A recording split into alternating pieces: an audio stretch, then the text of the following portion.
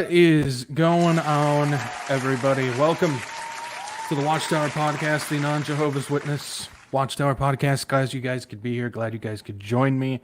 This is episode 113, Tangled Web. We've got some stuff to talk about with cyber things, a tangled web that they weave. And so we're going to be talking about a lot of stuff. I'm sure everybody knows about the recent quote-unquote cyber attacks, however you want to put it, that recently hit the U.S., and there's threats of more, which they said were going to happen tomorrow, which would be kind of weird to hit the banks on a Sunday. But we'll talk about some stuff with that. We've also got some stuff as far as DARPA and IARPA and smart cities and data collection and a whole swath of things that all kind of pertain to the same thing. So we're going to be talking about a lot of that stuff. But before we even go any further, just want to wish all the fathers out there a happy Father's Day.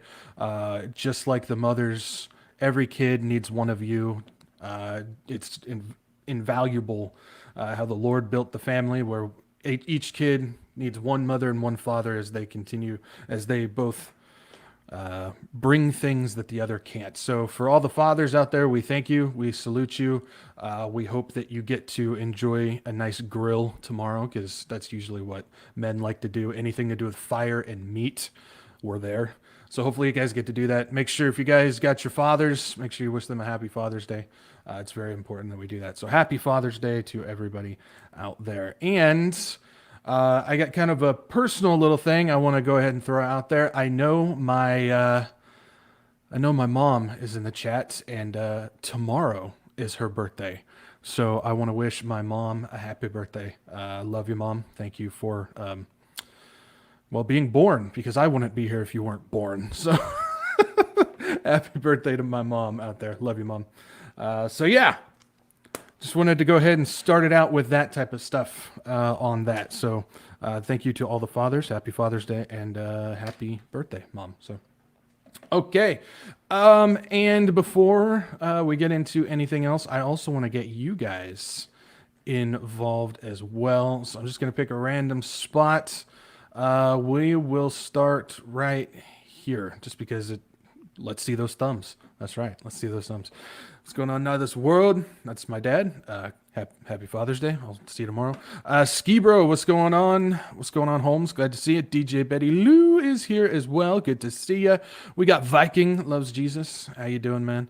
Rev22 is here. Good to see you. Looks like we've got Peach as well. Good to see you. We've got Vin Dog. What is going on, my brother? Good to see you, Vin.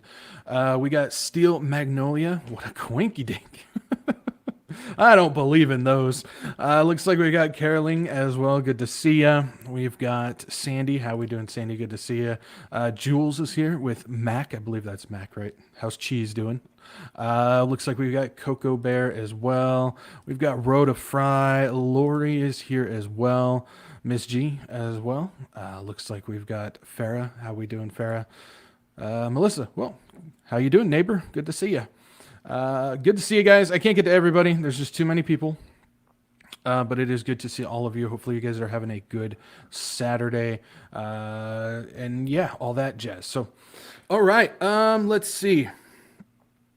I think we got all that. Yeah, I just want to make sure I got all those announcements and whatnot. So looks like we are good to go, which means we've got a little bit of housekeeping before we actually get into everything.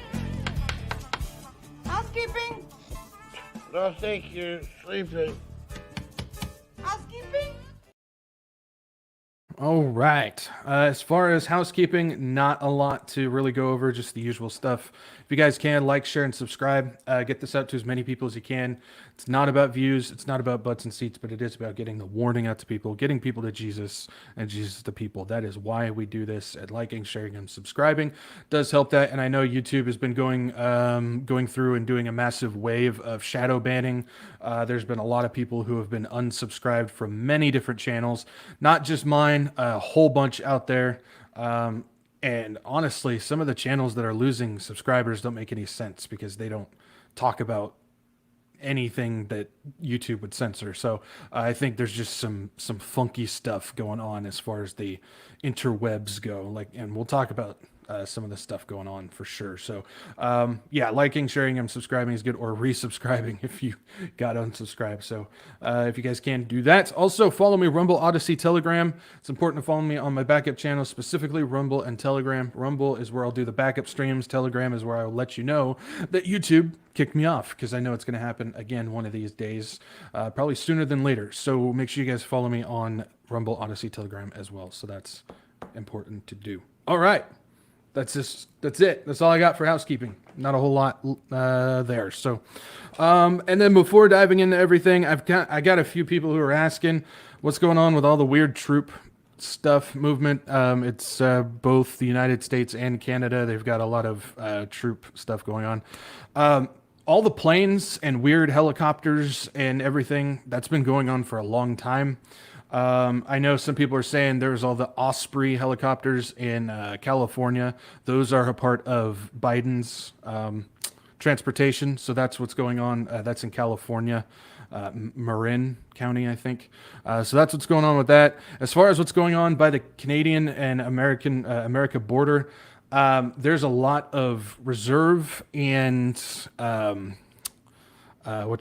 National Guard. Right now is when they are going to and from their annual drills that they do. I think one was Operation Maple Reserve that just ended a couple weeks ago. So a lot of troops and machinery is moving back and forth with that. As far as all the other random planes and stuff that are being seen, helicopters and whatnot, I'm not going to sit here. I'm not a guy who studies this stuff. I have a couple people that I follow. They are preparing for stuff. They are. People are. I've gotten a few emails where they're freaking out, thinking that a war is going to break out tomorrow. I highly, highly, highly doubt that that's going to happen. So I wouldn't be worried. But they are preparing for stuff. They are preparing for a collapse and a lot of angry people and a lot of rioting and stuff. They are preparing for that stuff. So when you're seeing these things move around, they're in preparation. Again, I don't think a war is going to start tomorrow, so I would not panic about that. But we do know that there's going to be a financial collapse that's going to come. They're going to need to deploy somebody out there. So that's, like I said, they are preparing for things. I'm not going to sit here and predict anything and pretend like I know any more than that. We just got to wait and see what happens. But we do know, because this is what we do, we watch. We do know that they are preparing for something. So I wouldn't worry. Don't panic. Again, Scripture tells us many, many times, do not fear. Just be watchful, be watching. Doesn't hurt to have a couple weeks extra food in your pantry. There's nothing wrong with that.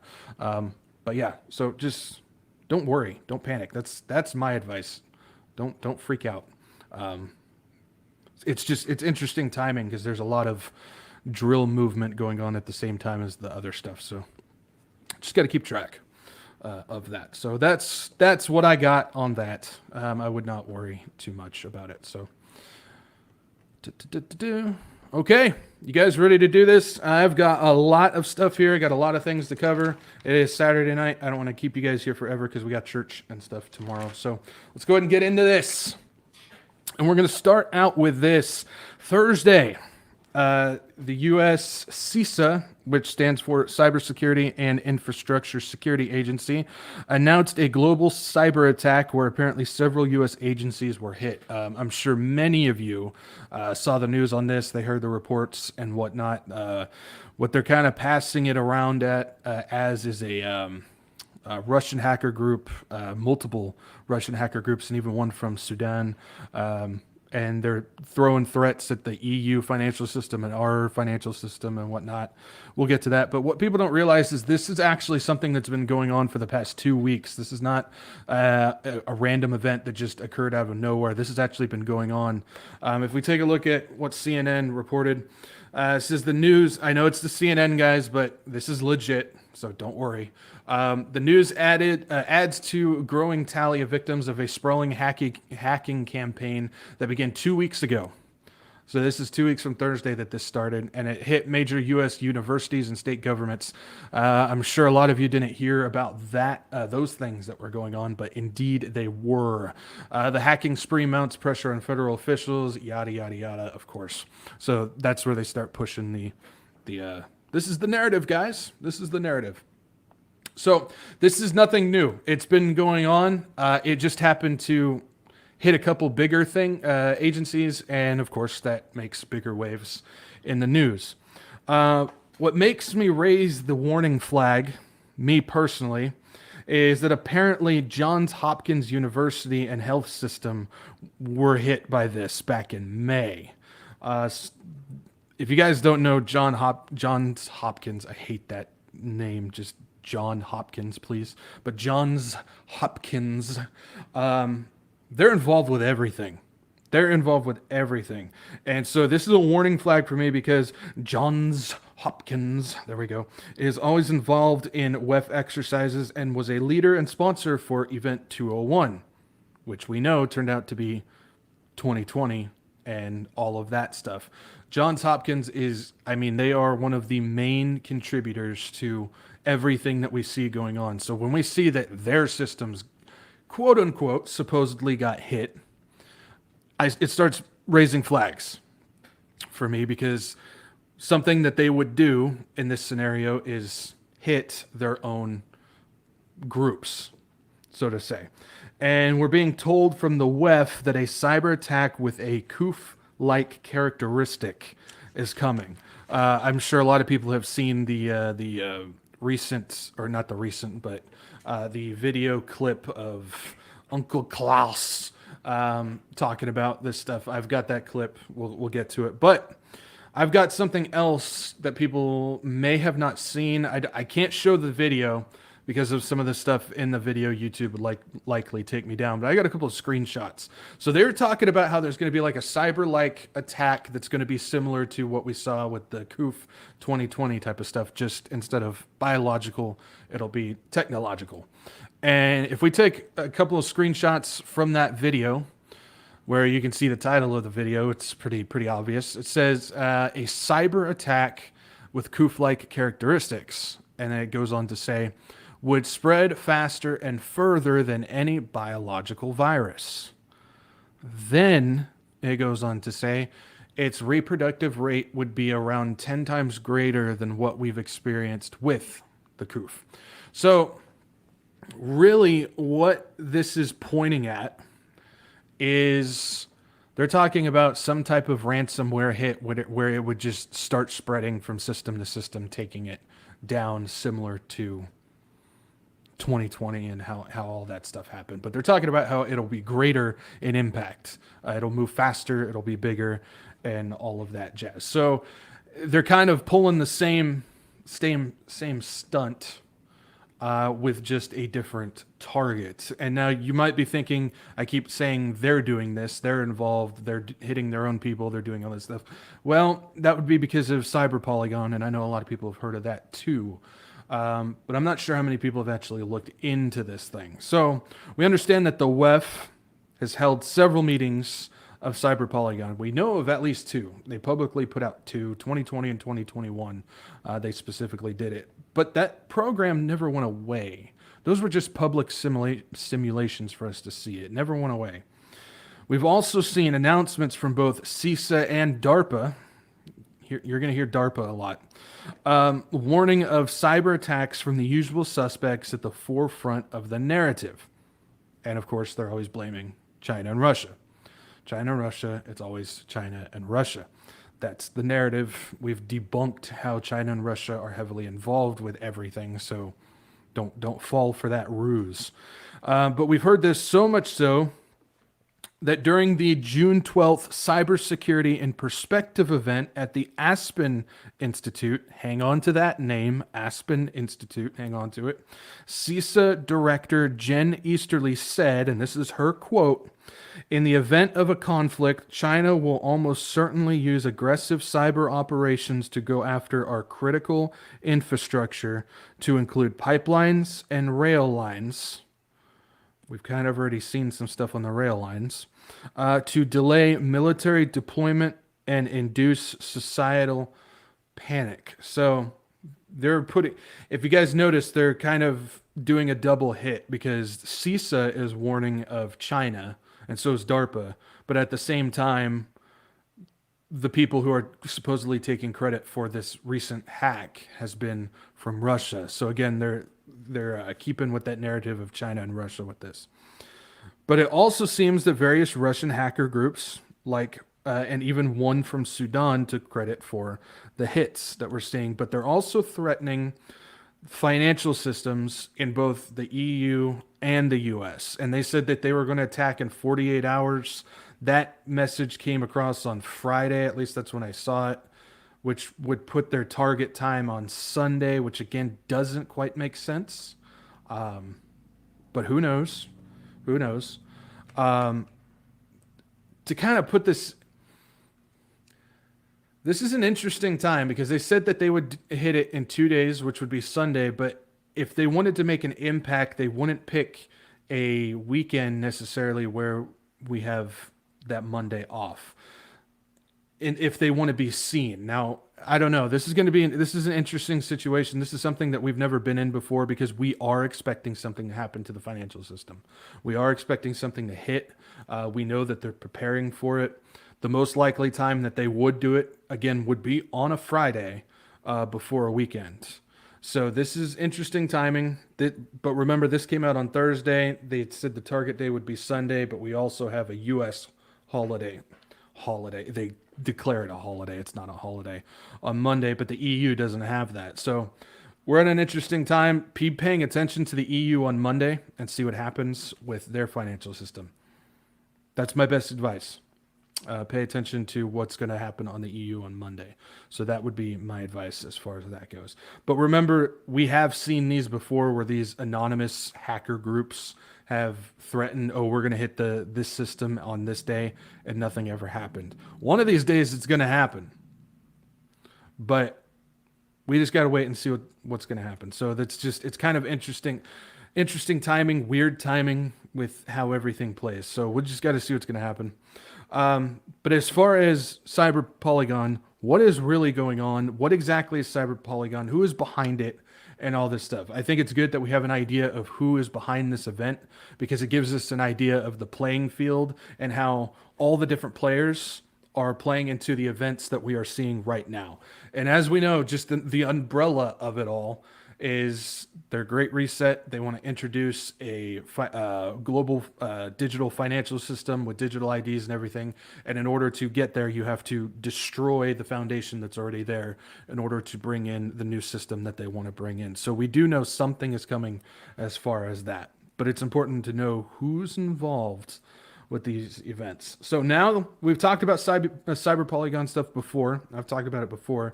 But let's really take a deep dive into what this is, who's involved. First up, we're going to start off with a snippet of Uncle Klaus at Cyber Polygon. This is probably the clip everybody has seen before, but if you haven't seen it, you need to see it. And for those who have seen it before, here's a refresher before we get into anything. This was his opening statement at Cyber Polygon 2020. We all know, but still pay insufficient attention to the frightening scenario of a comprehensive cyber attack, which would bring to a complete halt to the power supply, transportation, hospital services, our society as a whole. The COVID-19 crisis would be seen in this respect as a small disturbance in comparison to a major cyber attack. We have to ask ourselves in such a situation, how could we let this happen? Despite the fact we had all the information about the possibility and the seriousness of a risk attack. Cybercrime and global cooperation should be at the forefront of the global agenda. The grim reality is that cybercrime today is definitively a growth industry. It has significant financial costs to the global economy, but it has also important indirect costs. It can undermine the public confidence in digital transformation and therefore into the overall trustfulness of a society. There is no doubt that building digital trust and a secure internet for the global economy is one of the major challenges that no nation or company can solve alone. It requires a global response with strong private-public cooperation. In recognizing this need, the World Economic Forum launched in 2018 the Center for Cybersecurity to offer a global convening platform for governance, large corporations, and civil society to address the systemic cybersecurity challenges and find joint solutions. Yes, we are in it to make billions. Who wants billions when you could have trillions? Dr. Evil over there. Yeah, that's just about a 2.5 minute clip. His opening statement was like 10 minutes. I'm not going to make you guys sit through that. Yeah, that would be torture. So I'm not going to do that. But it gives you an idea of exactly what they're talking about. He's talking about how there's going to be cyber threats coming about. They're going to hit hard, and what they're trying to do is create a united front of both public and private corporations, sectors, governments, everything to come together on a global cyber system, basically, that they can protect together. It's your one world cyber system. It's basically the technology and the foundation that will be used for your Antichrist beast system. That's really what he's talking about. That's what he's getting at. And they always tell us what they're going to do. We're at the point now where Satan used to hide. They used to do things behind shadows. They used to do things behind cover. They would always give little snippets of what they got, what they're going to do, because it's kind of the rules. If you're in that club, you have to tell people what you're going to do in some type of way. But now we've hit the point where it doesn't matter. They understand that they can't be stopped. They understand that there's no way of stopping the system.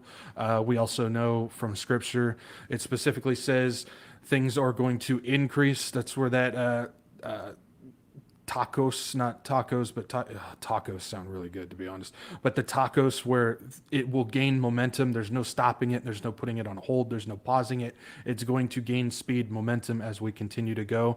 And so we've hit the point now where they don't have to hide anything. They can just straight out blatantly tell us what they're doing. And Satan is out there walking the catwalk. I mean, you take a look at everything that's going on, not just in government, but you look at all the pride stuff and everything going on with the kids and everything. Satan's just strutting his stuff on the catwalk now. There's no hiding any of it. So they're not hiding this.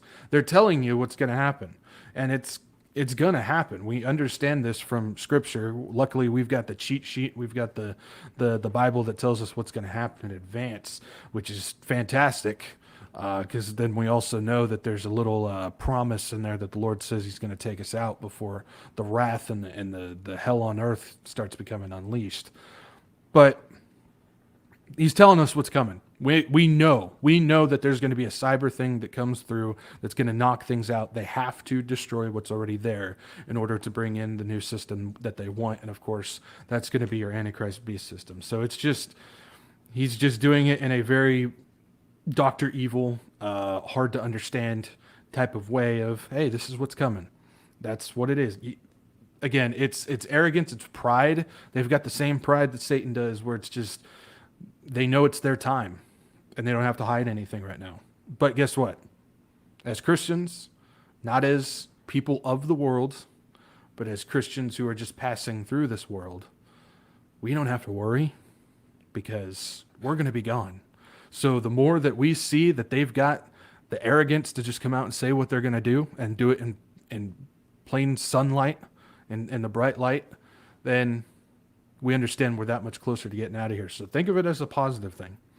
So with Cyber Polygon and Uncle Klaus eats the bugs, cybersecurity and the threat of some super hacker group from China and Russia is not the point of Cyber Polygon, because we know that they are wrapped up in the WEF as well.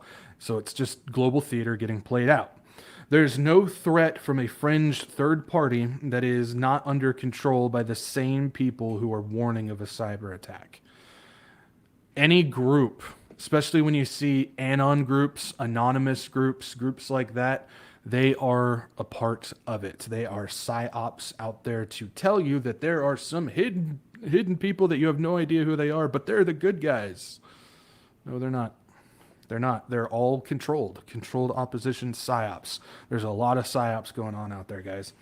The goal of Cyber Polygon, again, is to demolish and construct. In order to bring online a beast system that tracks everyone and controls everybody, you must destroy what's already there.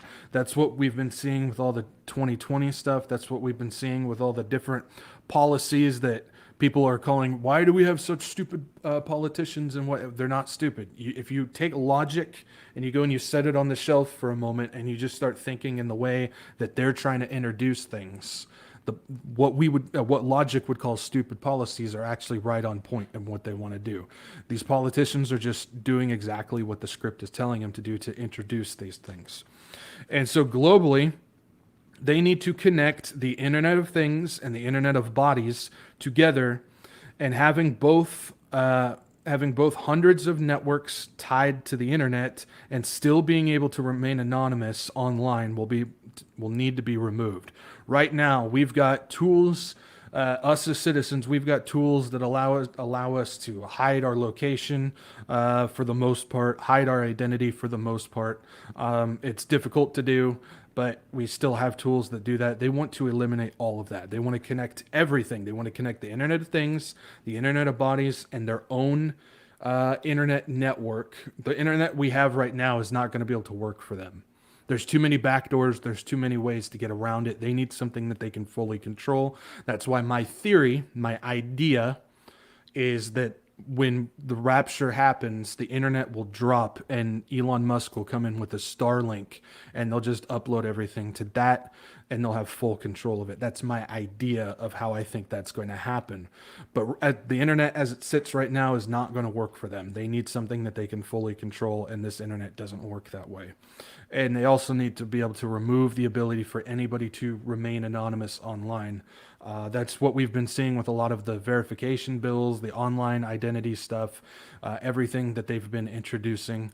They're trying to get rid of it, get rid of a way for people to stay anonymous. And that's why we see social media offering verification stuff. Twitter, Facebook, Instagram, all those are bringing in verification systems where you scan your ID and now you're attached to it. So that's how all that works. And so they're trying to create a system where it will combine all that and get rid of any backdoors and any way for somebody to be anonymous. Now, who is behind Cyber Polygon? This is important to understand who is behind it because there's a lot of things that play into it. So who is the team responsible for getting this going? Let's start here.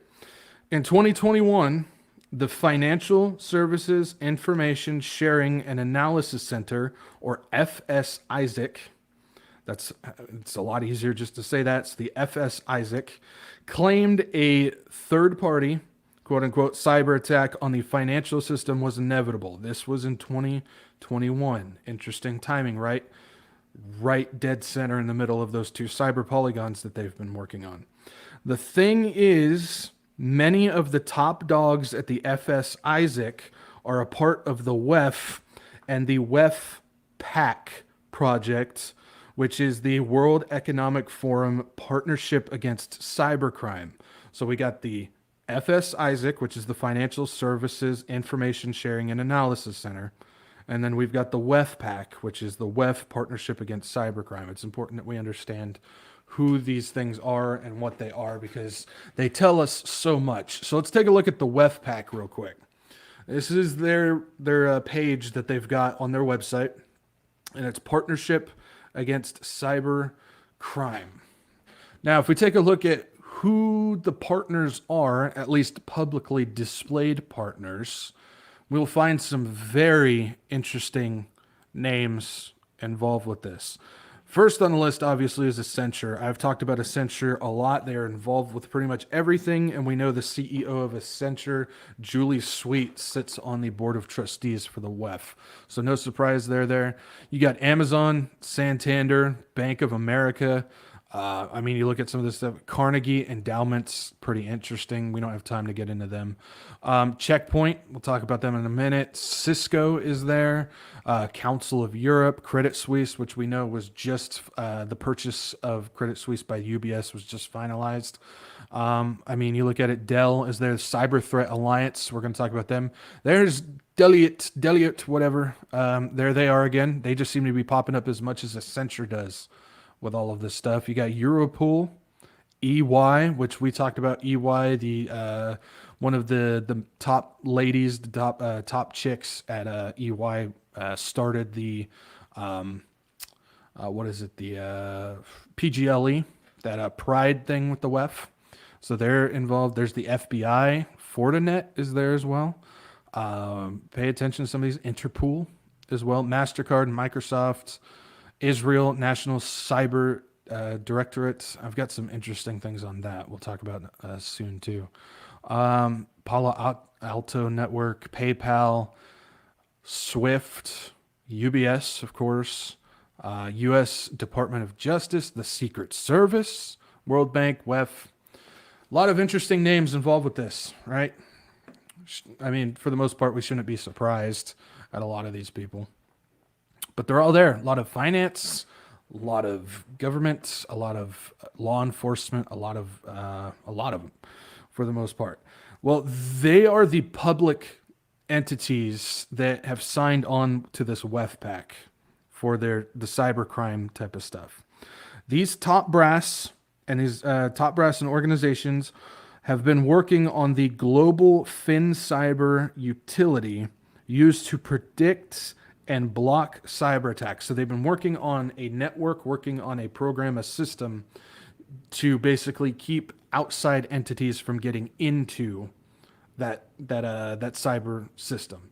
So they're working on their own blockade to keep people out, and they want to apply it to all of their systems. So they're basically trying to protect themselves on this.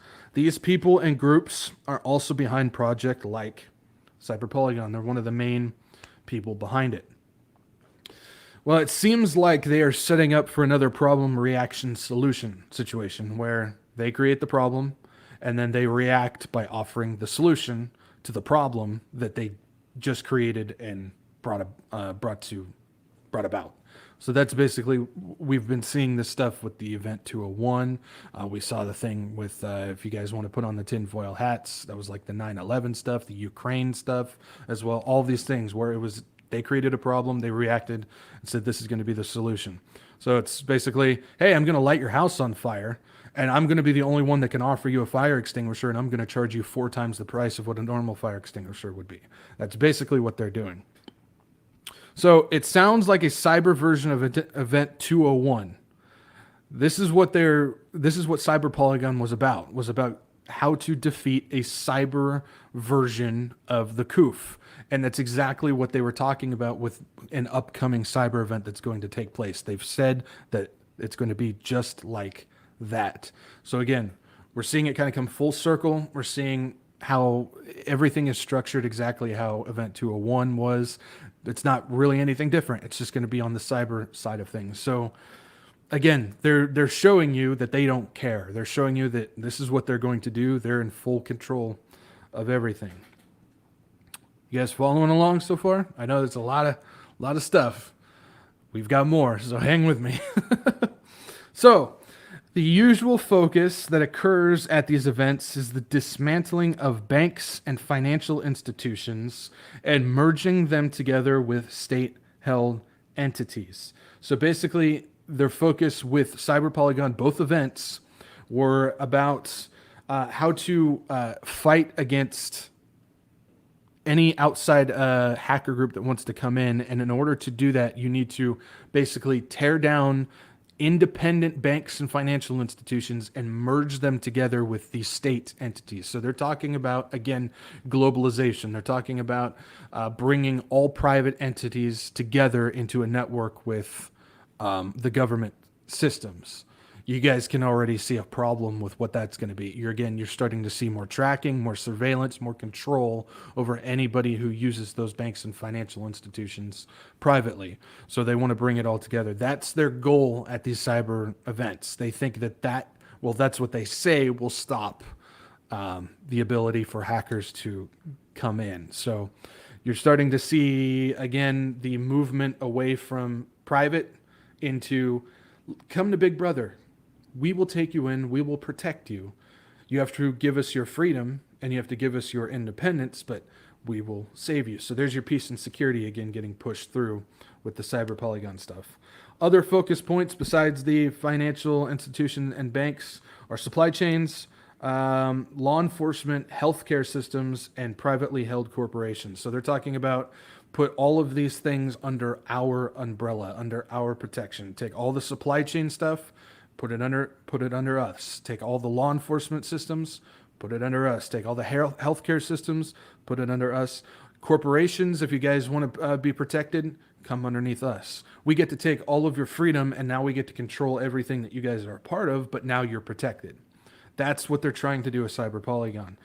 So again, they're trying to create the beast system under the name of peace and security. To put it simply, that's what they're trying to do with this. The perfect cover to bring this in is to blame the faceless hackers or anonymous anon groups and comfort the world by creating a merged global system of finance, supplies, and first responders. They're trying to create the one world system. Because while we understand who is behind this, not the who, but we understand who is behind it, the WEF and all them, and what they're trying to do, for the most part, most people don't know who the WEF is or have any clue what Cyber Polygon is. Sometimes I think we forget this. I think sometimes we forget that we're in a exclusive group where we have like all you guys in the chat and whatnot, and everybody who's watching this for the most part. Since we're watching what's going on and we know what's going on, a lot of the names and the groups and the organizations and everything like that, it's firsthand knowledge for us. We can just sit there and have a conversation about it. But most of the people in the world, if you mention these names and these entities and groups and stuff to people, they have no idea who you're talking about. And it's kind of interesting because we get so wrapped up in our friends and our the people that we fellowship with and whatnot, that we tend to only engage in this bubble where everybody in this group knows who these people are, that sometimes when we get out into the real world and we just start mentioning these things to people who don't watch, who don't follow, they're like, huh? Who are you talking about? Like, they don't know. It's interesting. So again, this is obvious to us, but to most of the world out there, they have no idea who these people are. They have absolutely no idea who these people are because they're under the notion of politicians. Just to be honest, they are under the notion of, well, if we can just get our politician in there, that it's going to change everything. So they don't know who the WEF is. They don't know who the World Bank is. They don't know who the Bank for International Settlements is. Maybe they know the name of Klaus Schwab, but they don't know any of these other guys. The Cyber Polygon, they have no idea what that is. Lockstep, they have no idea what that is. They have no idea who any of this is. They just think in the way of what the world wants them to think, what they want them to think of politicians. And so they're so distracted with that they really don't know who's actually pulling the strings.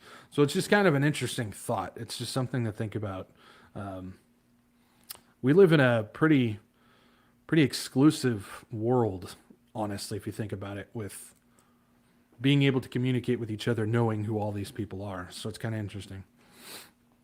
So by merging all the systems globally and the push for cybersecurity via identity verification through digital IDs, you're now establishing the beast system.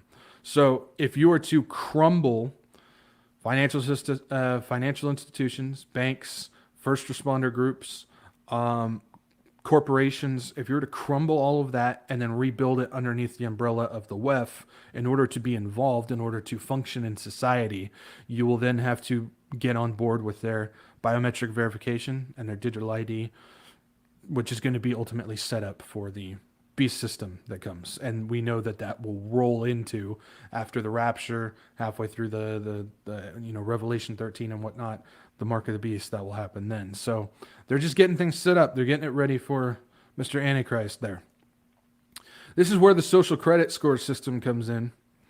And this is where it falls into the thing of you are deemed a domestic threat or a domestic terrorist or a cyber criminal if you are doing things like spreading misinformation, disinformation, and whatnot. We already know this happened in, I think it was 2021.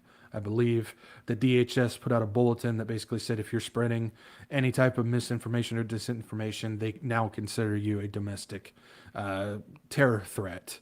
And so this is where that social credit score is going to come in. If everybody is online and has no way of hiding who they are, anything that you say that they don't like will then start affecting your social credit score.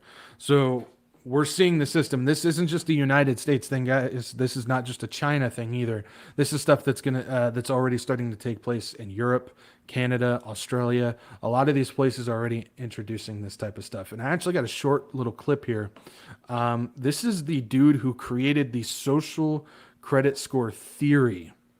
He's not the one who created the system, but he was the one behind the theory. Check this out. By using the most data possible, the so-called big data, the system will play an important role in rebuilding a moral society. The state will go over every detail of a person's life with a fine-tooth comb. Their financial situation, spending habits, career, even behavior on social media. Criticizing the government online or displaying outward signs of wealth is a no-no. On the other hand, praising the party or giving blood increases your social credit. You notice how he's talking about a moral system? I find that very interesting. He's talking about creating a more moral society through social credit. I don't know about you guys, but that nails how I think the Antichrist is going to come in. He's going to have, this is the new morality of the new religion type of thing, and he's going to apply it to that social credit score system. I think it's very interesting that he specifically said that the social credit score system will be used to create a more moral society. I think that's interesting. And then it also goes to the fact of if you attack, discredit, can't think of the word, but insult the government, then that goes against your credit score. Well, that also sounds like something that's going to happen with the beast, right? The Antichrist. Is if you go against the beast, if you go against the Antichrist, that will be considered unmoral to him, or immoral, and it'll go against your score. So I think that's a fascinating thing. We don't have time to dive into that. I think that's a whole nother conversation in itself, how that plays out and how it all kind of fits together. But that's a very interesting description that he put out. And you got to remember, he's the one who created the theory behind social credit. So it's something right there. We don't have time to get into that, but something to think about.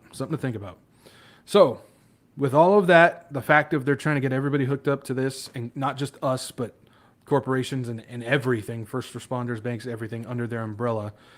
And if you go against it, it's going to be, you're basically a terror threat. But if we look at some of the people involved in this, we can see how wide and deep it actually goes.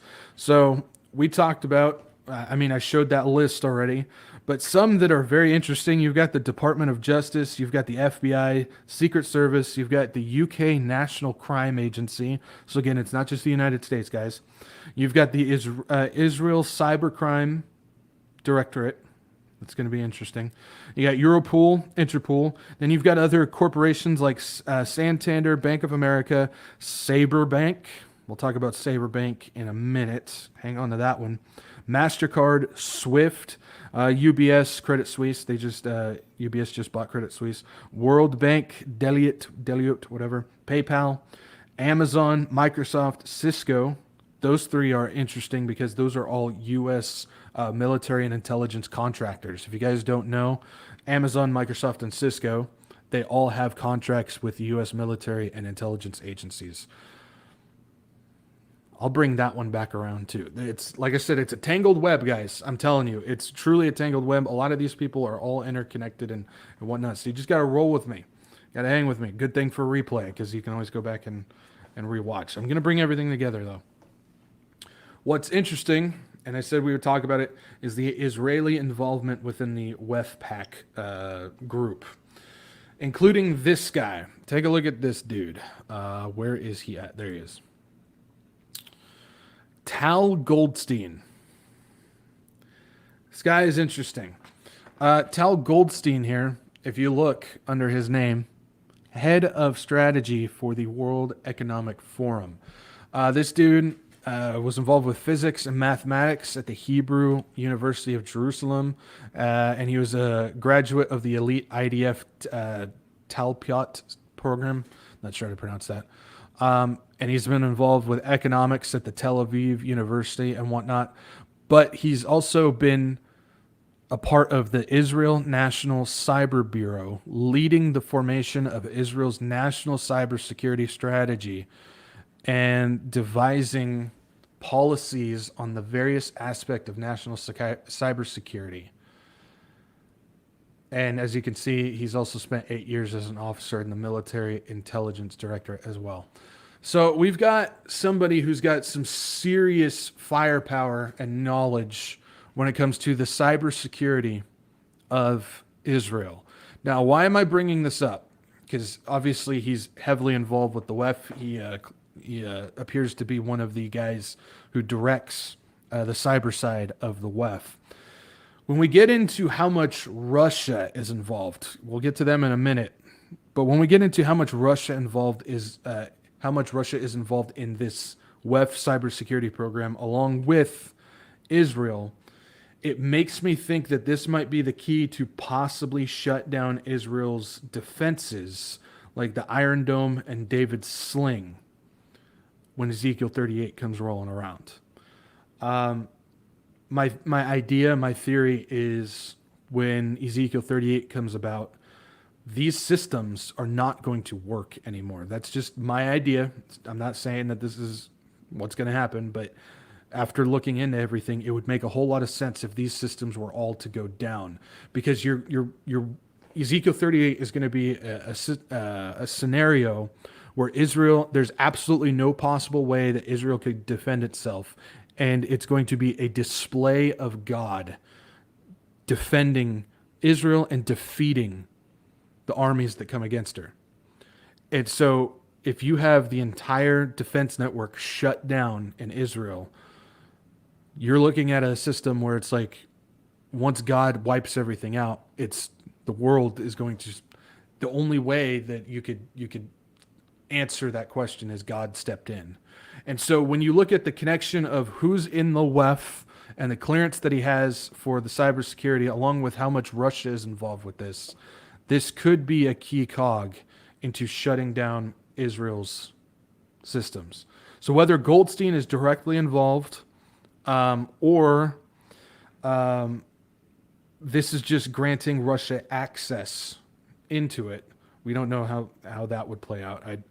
I mean, that's something that we just don't know. It's an interesting angle to take in the fact of shutting down Israel's defensive systems, like Iron Dome, David Sling, their AI programs for defense. They've got a bunch of other systems as well that all run on networks and whatnot. If you were to shut that down, then it's going to definitely take an act of God to wipe out the enemies and defend Israel, which we know that's what's going to happen. So it's an interesting theory when you start seeing how much Israel and Russia are involved in this specific area with the WEF. So something to think about. Moving on, though, and like I said, we'll get back to Russia. Moving on, though, several levels of involvement include top partnership and permanent members or nodes, and then temporary cells. So how they have this WEF pack built is you've got the WEF top dogs up top.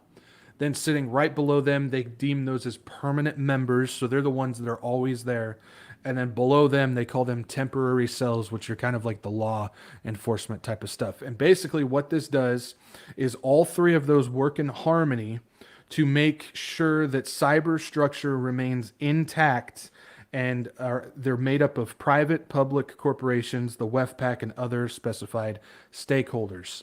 So when you've got the leaders up top, you've got the WEF, you've got people like the Rockefellers and the Rothschilds and whatnot. They're the ones that control everything. It's their umbrella. Then they've got the permanent members. You're looking at your corporations, even things like your Department of Justice and Interpol and all those types of groups. They're there to communicate and relay messages from the top dogs down to the third tier party, which are your cells. They're the ones that are like your law enforcement agencies and your first responders and whatnot. I don't have I probably should have made like a little diagram of how that works, but hopefully you guys get it. It's a three-tier level of control, basically, of how that works. But what I want to talk about is some of the nodes. So they're permanent members. These are the guys that sit in between the top dogs and the cells underneath. And one is Cyber Threat Alliance. Now, this is the group that I said we would get back to. Cyber Threat Alliance, or CTA, is made up of companies like Fortinet, Palo Alto Networks, we just saw those as partners of the WEFPAC. McAfee, so there's your virus stuff on your computer. Symantec, Checkpoint, Cisco, Verizon, and Avast. These are the groups that make up Cyber Threat Alliance. Cyber Threat Alliance is partnered with both the FS Isaac and the WEFPAC. I know that's a lot of stuff going out there, guys. I understand, but I don't really have any other simpler way of explaining how all this goes. It's a tangled web. I told you it was. So Cyber Threat Alliance is also partnered with FS Isaac and the WEFPAC. Those are the main guys who throw Cyber Polygon. So keep that. Also, they're involved with the Aspen Institute. I told you we would get back to the Aspen Institute.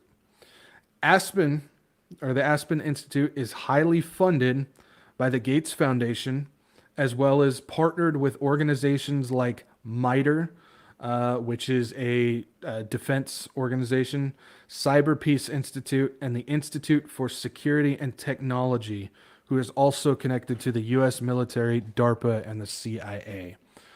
So again, I'm throwing a lot of names out there, but they're all connected to things like DARPA, CIA, U.S. military. All these cyber groups are all connected to military and intelligence organizations as well as the WEF. Just to put it simply, they're all connected that way. And like I said, Aspen Institute is highly funded by the Bill and Melinda Gates Foundation. Look at that whopper of a number that they've given them. 15 million. That is a lot.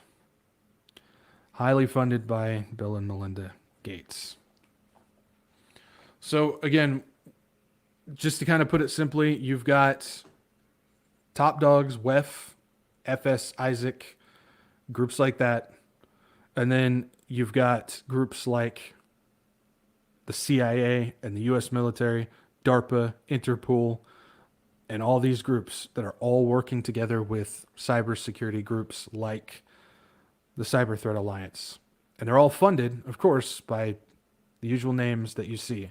Now, if we take a look at CTA, or the Cyber Threat Alliance, and other partnerships, I want you guys to meet. You probably aren't going to recognize any of these names, but the point I want to give you is this is Big Brother. Whenever people talk about Big Brother is watching you, Big Brother is looking at you, tracking you, surveilling you, all that stuff, these are Big Brother. These are all cyber technology groups built to do nothing but surveil, track, and control your digital footprint. Every single one. You've never heard of any of them. But there they are. There's a couple more. That is Big Brother. It ain't the dude sitting in the White House. It's not the Prime Minister if you're in Canada or Europe or any of those places. Nope. That ain't Big Brother. This is Big Brother. They're the ones that have full oversight of everything that we do online and on technology. Any smart device you have, they're the ones that are watching. Now, the guy who heads the Cyber Threat Alliance, which is, these are the partners of the Cyber Threat Alliance that we're looking at right now, but the guy who heads the group is a guy by the name of Michael Daniel. Michael Daniel is the one who co-wrote the WEF pack with Goldstein. Did I mention that? That Israeli guy, the Tal Goldstein, he co-wrote the WEF pack policy. And he co-wrote it with this guy. And as you can see, June 2012 to January of 2017, he was a special assistant to President Obama and cybersecurity coordinator for the National Security Council staff. So he's been involved with some government stuff as well. And he's the one that is leading the Cyber Threat Alliance, and he also co-wrote the WEF pack as well. So yeah, there's, again, Tangled Web. Everything is intertwined. They're all intertwined together. Now, you guys good? You guys still with me? I know it's a lot of stuff. I get it. I tried to make it as simple as possible. I know. Just give you a little breather. Just take a little break, water break, grab a snack, do what you gotta do. Because we're gonna go ahead and get into the Russian side of things. We're gonna get into how deep Russia is involved with this, and I'll tell you what, guys, they are involved deep. So, Cyber Polygon is practically put on by Russia along with the WEF. I want to introduce you to the guy who basically runs the Cyber Polygon program with these organizations like the FS Isaac and the WEF pack. Mikhail Houston. Now, I've brought this dude up before when we did the tearing down the curtain episode, where I basically showed how Russia is involved with the WEF. But this dude is, he's interesting. He's got an interesting background. But yeah, this is Mikhail Houston. He is the Prime Minister of the Russian Federation, and he was handpicked by Putin. We'll talk about that in a second. So we've got him. He's basically one of the head guys who leads this thing. But one of the big companies that sets it up, that gets it going, is Saber Bank. So Saber Bank, who is Russia's largest bank and financial institution, as well as Bizone, who was created by Saber Bank, is a cybersecurity company. So you've got the WEF, you got Mikhail Houston, you've got Saber Bank, and you've got Bizone. Those four entities are the ones who created Cyber Polygon, and they're the ones who lead them. A lot of Russian, right? 3 of the 4 are Russian.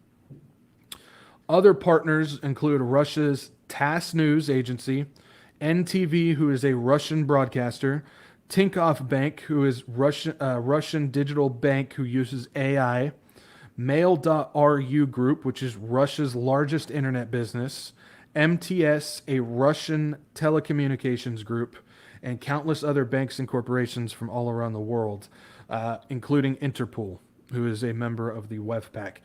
All those Russian groups, all those Russian organizations and companies and whatnot, all help throw Cyber Polygon.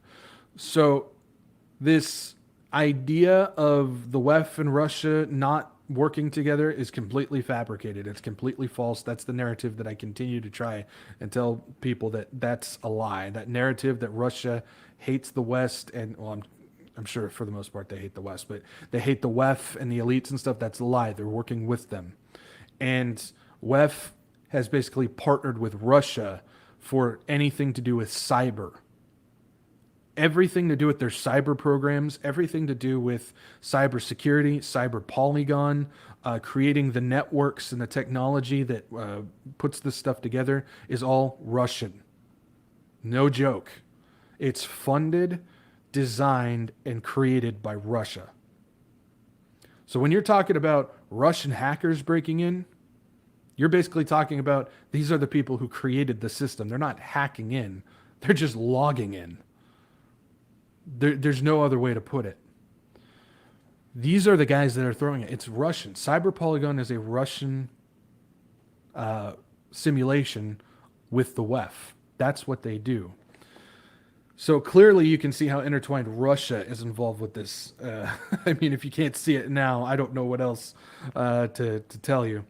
But not only do we have the Prime Minister of the Russian Federation, that's Mikhail Mishustin, and countless Russian entities involved, but again, Saber Bank is also involved, and they are a state-controlled bank because the Russian government actually controls, is their largest shareholder. So it's funded by Russia, just to point it out. Now, Mishustin, this dude is interesting, was always involved with technology. He went and studied it in college. He bounced around from different tech companies and networking companies. I mean, his area is cyber stuff. His area is technology, networks, cyber.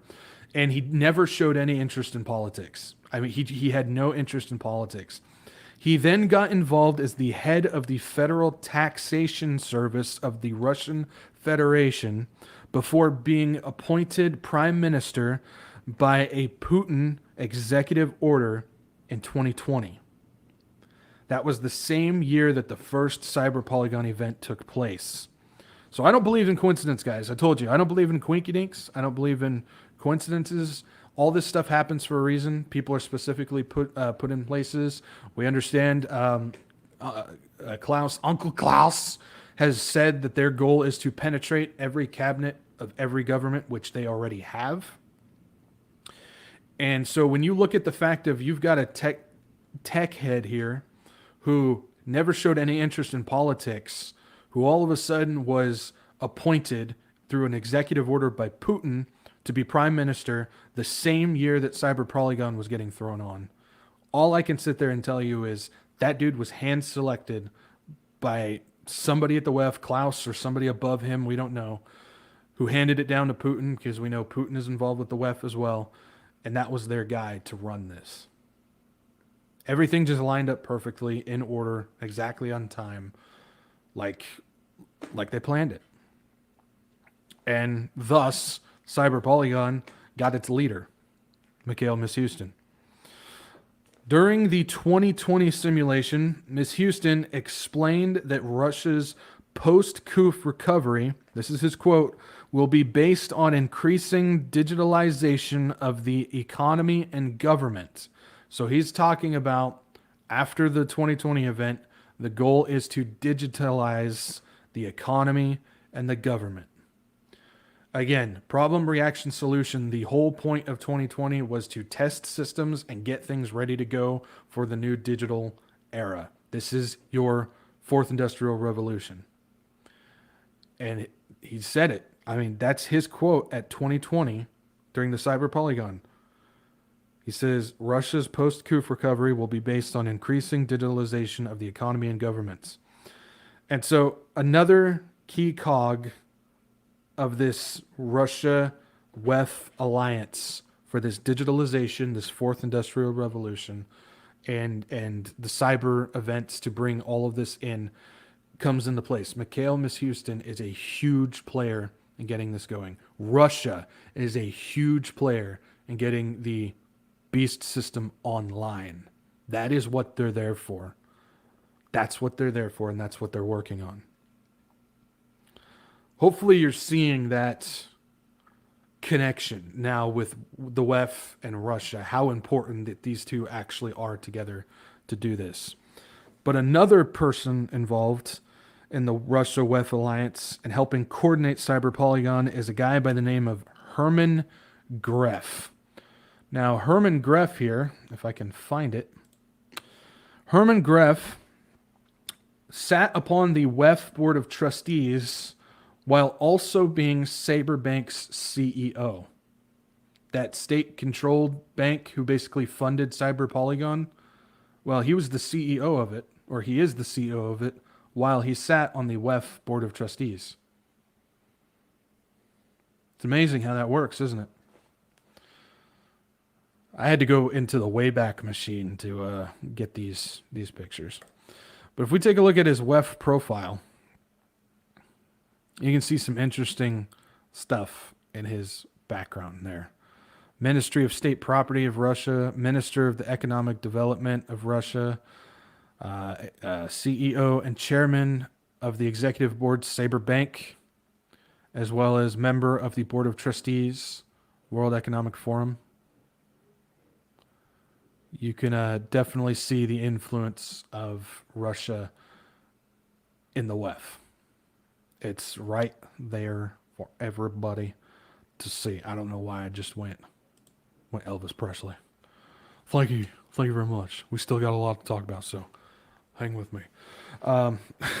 Anyways, but yeah, so basically what I'm trying to show with that is the CEO of Saber Bank, who funded Cyber Polygon, also sat on the board of trustees for the WEF. Now he's not on the board anymore. That doesn't mean much. It really, because people are always coming and going from that board. If you go back literally 2 years, you'll find half of that board is missing and a whole load of other people are on there. So people are always going in and out, but you can see that connection there. But it's also important to note, and this is where I really, really make the case of how involved Russia is with the WEF cyber stuff right here. October 2021, a deal was made between Russia and the WEF. And that would be Russia joins Center for the Fourth Industrial Revolution Network. This is where Russia's basically taking control of the network, the technology, and cyber stuff for the Fourth Industrial Revolution. So this is October 13th of October 2021. Russian Federation and the World Economic Forum announced the Center of the Fourth Industrial Revolution, Russia. The center is an autonomous, non-for-profit organization hosted by ANO Digital Economy. They play a big part in this as well. AI and the Internet of Things are key areas of focus for the new center. If you guys don't know, Russia is huge on AI, tech, and Internet of Things networking. I mean, that's one of their main focuses, and I mean, they're huge on it. But yeah, you can see right there, Russia will take a leading role in shaping the trajectory of the Fourth Industrial Revolution. Leaders of the Russian Federation and the WEF announced for that. If we just take a look at some of this stuff, part of the forum's global network, the new center will bring together leading businesses, policymakers, and members of civil society to co-design and pilot innovative approaches to technology governance. You also see right there, government procurement of artificial intelligence and accelerated responsible blockchain deployment across the global supply chain. I made a point of this in the Tearing Down the Curtain episode. Something that came from the Ukraine system was a new blockchain-centered supply chain network. People don't realize that when we had all the supply chain issues, there was like Turkey and Russia and Ukraine and Europe and stuff. There's all that mismatch of issues with supply chains and whatnot. Russia seemed to be blocking things from going and whatnot. Basically, they tore down the old system and introduced Russia's new blockchain supply chain system. That's what that was involved with. You can see that was one of the main goals that they were trying to accomplish with this. The Center for the Fourth Industrial Revolution, Russia, is hosted by ANO Digital Economy. There it is in Moscow. So it's another Russian company. It will work across the global network to maximize the benefits of technologies such as AI and the Internet of Things. So again, that's their area. President of the WEF, Berg Brende or whatever, and the Deputy Prime Minister of Russia, Dmitry, not even going to try it. Don't even. Not happening, guys. On behalf of the Russian government, signed into the agreement on Moscow. Just a couple other things I want to point out. The Deputy Prime Minister there, he says there are plans of launching pilot projects on legal protocols, AI, and Internet of Things technology with the forum at the center. The first projects will be launched before the end of this year. That was in 2021. And will include self-driving cars, drones, medicine, and data processing. Russia has been actively implementing AI technologies over the past few years. Today, there are more than 800 such solutions, and some of them are already visible on the international markets. It's already in there. In general, cooperation with the forum will be carried out in various areas such as data policy, smart cities, export support, and promotion of Russia IT technologies in foreign markets.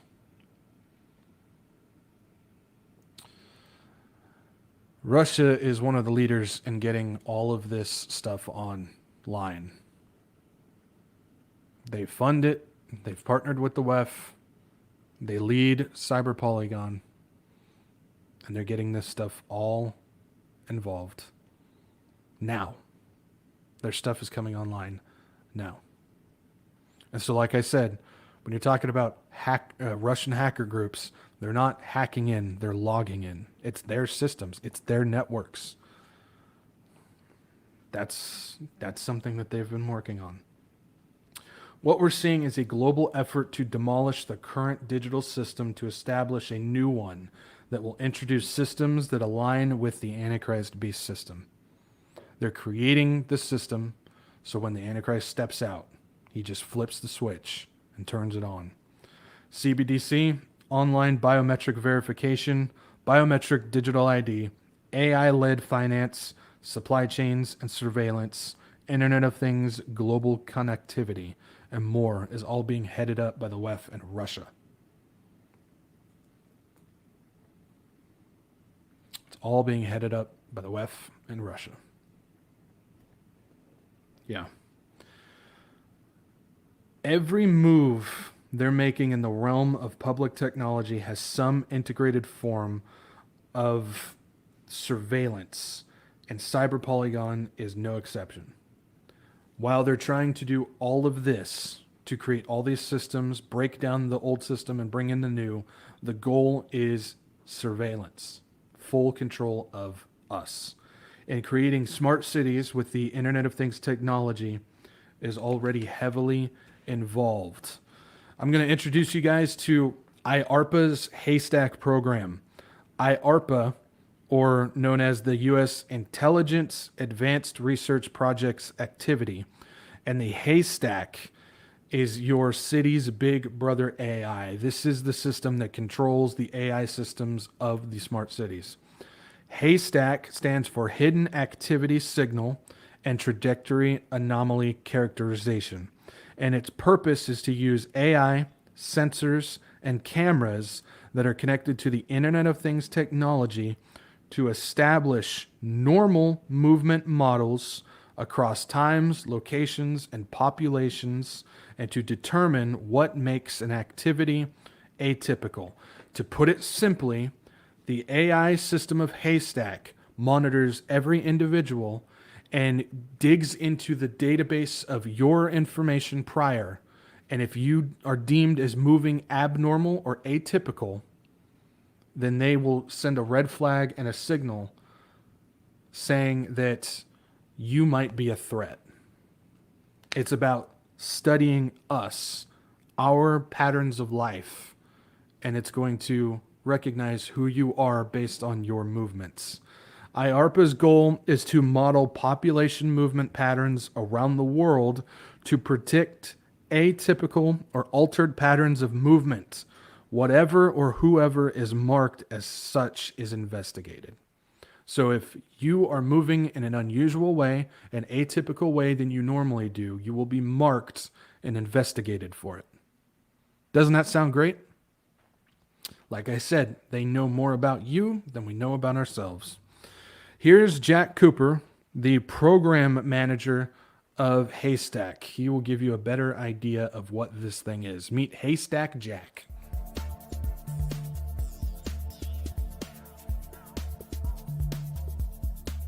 Hi, I'm Dr. Jack Cooper. I'm the program manager for the IARPA Haystack program. Haystack stands for Hidden Activity Signal and Trajectory Anomaly Characterization. So we think of movement as kind of a lens on how we view the world. The movement that leads up to a human-driven event, like a terrorist attack. What are those patterns that are indicative of something's about to happen? When you're going down the highway during rush hour, you expect there to be lots of vehicles there because you've made that trip many times. when you're going down the highway during rush hour and there's nobody there, you have a sense of this doesn't make sense. This is anomalous. We can use this type of information to predict how things will likely go, right? For planned disruptions to normal movement, construction, changes to infrastructure, what happens when certain things go offline. One way of thinking about it is with respect to privacy. Today, you might think that privacy means going to live off the grid in the middle of nowhere. That's just not realistic in today's environment. Sensors are cheap. Everybody's got one. There's no such thing as living off the grid. If we can instead understand data and movement and really characterize that sense of things that fit in normal and things that are abnormal and stick out, then instead of disconnecting, it's just about understanding what's resident in the data, what algorithms are capable of, and really reframe that discussion of privacy from a no data to just a understanding what's in our data.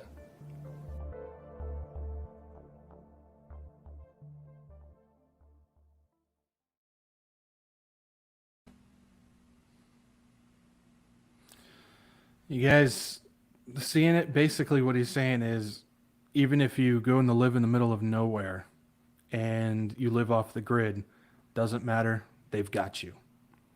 And he also said there's no such thing as privacy anymore. Now it's just about understanding what data they are collecting about you. This is something that I've warned about. Doesn't matter where you go, where you live, if you try and hide from this, you can't. You can't. They've got it now. I mean, even if you go live in a cave somewhere, they can still grab your data while you're living in the cave. It does not matter. This is just what it is now. This is the world that we're in now. There's no hiding from it. And if you guys ever seen something like Person of Interest or something, that's basically what this system is. That's what this system does. Is it keeps tabs and collects data on every bit of you and studies you. It's literally a thing that studies you. So if we take a look at some of the other quotes from Cooper here. In another statement, Cooper said, this is his quote, "With Haystack, we have the opportunity to leverage machine learning and advances in AI to understand mobility patterns with exceptional clarity." About using AI to gather information about how you're moving and all that. He then said, "The more robustly we can model normal movements, the more sharply we can identify what is out of the ordinary and foresee a possible emergency." Again, it's about collecting data, and the AI will dig into your personalized data to determine if what you're doing, how you're moving is different, if it's atypical from what you normally do. And again, they will start paying attention. They will mark you and investigate. A quote from IARPA Director Catherine Marsh. She is on record saying, and this is her quote, "Developing these new sensors and detectors, as well as thinking about clever ways to collect multi-model data to reveal what our adversaries are attempting." We're their adversaries, guys. Reveal what our adversaries are attempting to hide from us is at the very core of what our collection programs are aimed at doing. We are the adversaries. When they say reveal what our adversaries are attempting to hide from us, they're talking about us. We're not in their club.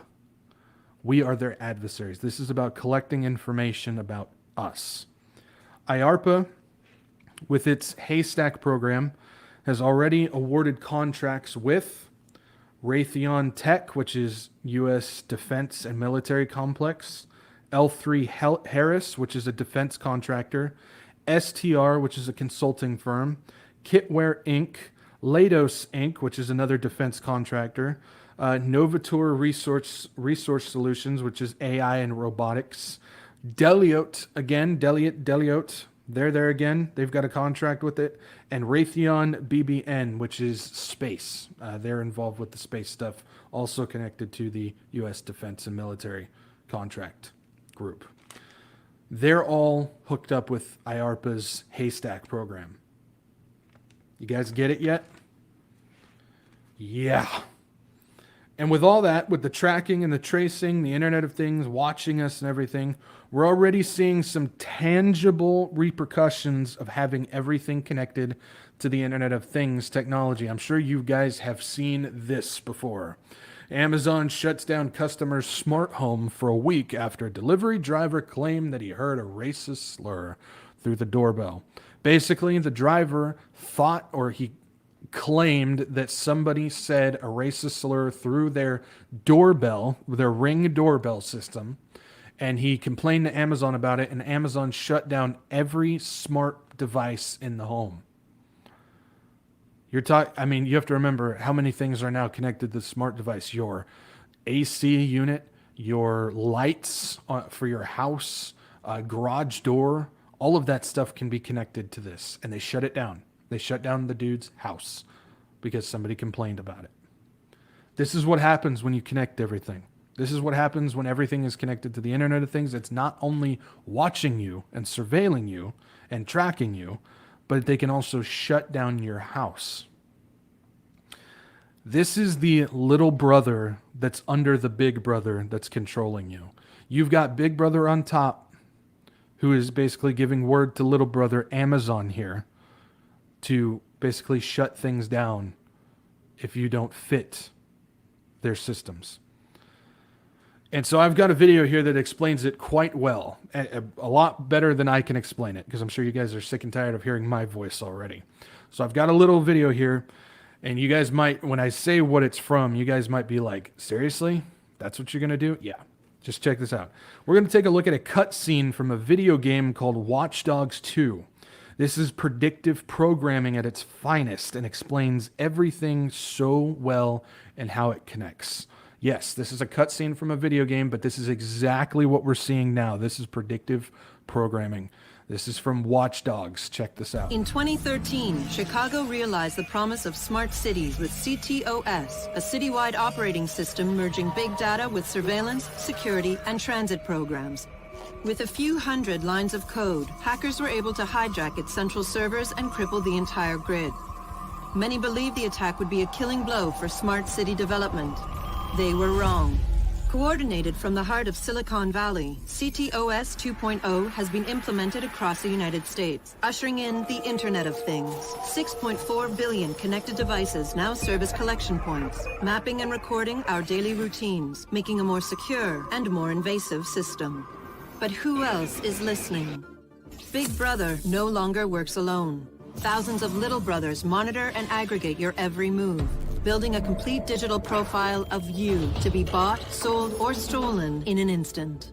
Toys study your children, reporting their play habits back to marketers. Appliances, consoles, and home security systems give corporations a window into your private life. Control of your vehicle and mobile device can now be breached remotely by anyone at any time. You may think that you are immune or underestimate the risk, but your digital shadow is already compromised. Insurance companies use algorithms to monitor your life habits and limit or deny coverage. Health providers determine if your cancer is worth treating. Search results and news feeds are skewed to bias mood and influence your vote, engineering social uprisings on a massive scale.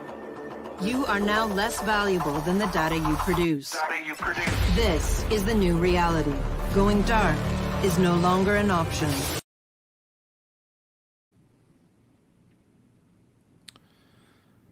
This is the new reality. That's a cutscene from a video game. But that is exactly, I mean exactly, what we're seeing now with the Internet of Things technology. That's exactly what we're seeing. Down to the point of these toys that you buy your kids now are watching and tracking movement.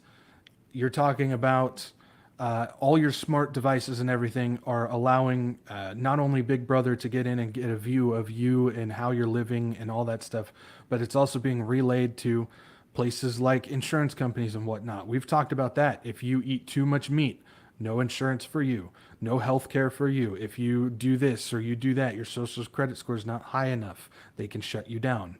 They will not give you health care. They will not give you insurance. This is stuff that we're seeing now. This is exactly what we're seeing. And that was predictive programming at its finest. Your house, your car, the things in your house, your wearable stuff, your health trackers and whatnot, everything like that is now getting a window into your private life, gathering your information and data. And it's all connected through the Internet of Things. And it said it right there. Going dark is no longer an option. It's true. We just heard it from Jack Cooper there. He said it.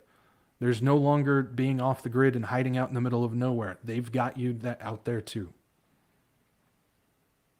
This is just the reality of it. We are watching the building, the construction, the uprising of the beast system, the Antichrist beast system. And it's important that we understand, guys, the more we see this come online, which this isn't, we're talking about it, oh, it's coming in several years, they're working on this, it's eventually going to, no, this is stuff that's going online right now. Literally, as we speak, these systems, these programs, all of this stuff is coming online to form this beast system. And as Christians, we've got to understand that when we see these things, we need to be ecstatic and joyful in the Lord, but we also need to have a fire in us because we're that close to getting out of here. If the beast system is this close to being formed and ready for the Antichrist to flip it on, that's just, you got to remember how close we are to actually being taken out of here.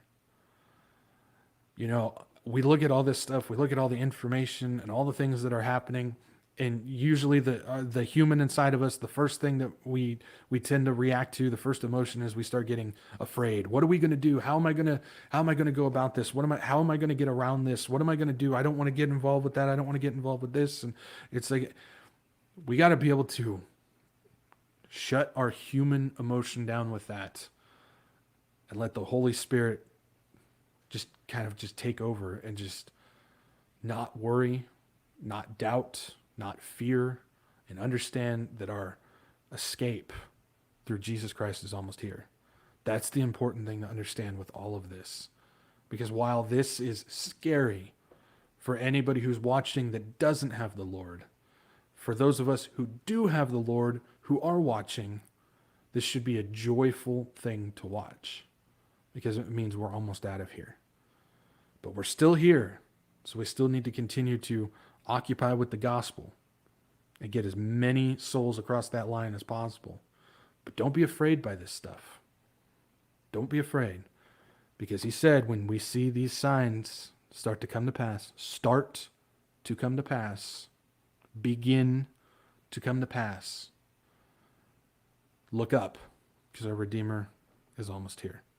So it's important to understand that, guys. We just got a few more things left, and we're almost done. So we just watched all that Internet of Things. We know about the Haystack program, how it's connected to DARPA and all these defense contractors, and how that's connected to the WEFPAC and the FS Isaac, and Russia's involved with the WEF on all the cyber security and stuff. All these tangled webs, they're all working together. But it's not just the U.S., guys, because this stuff is also everywhere in all other countries who are all moving with lockstep as well. So coming out of France, French Senate votes in favor of public facial recognition pilot.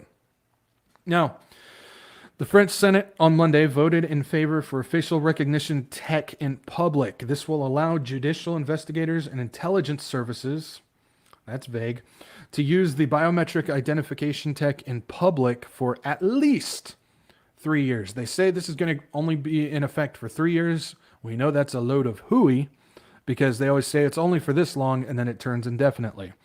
Facial recognition is already used in various places in France, but this will supercharge the technology and make it more widespread.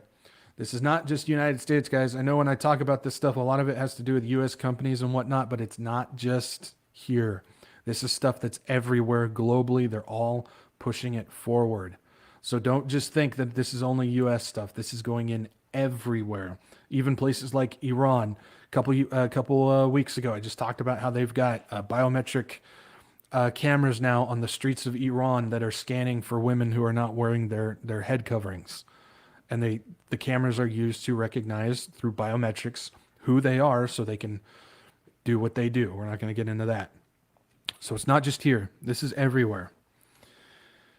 Along with that, and to no one's surprise, it's now coming out about how the U.S. government is amassing large amounts of sensitive and intimate data on its own citizens. This, again, is no surprise. We knew this was coming.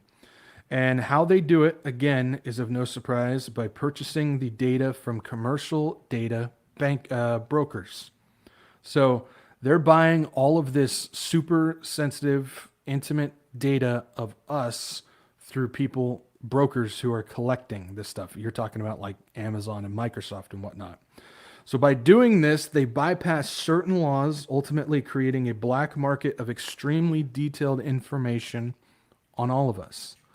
So just like that Internet of Things video from the Watchdogs, they're talking about creating a profile of us that can be bought, sold, or stolen. This is exactly that. This is the black market for our data profiles. And it's going between the companies that collect them and the governments who want them.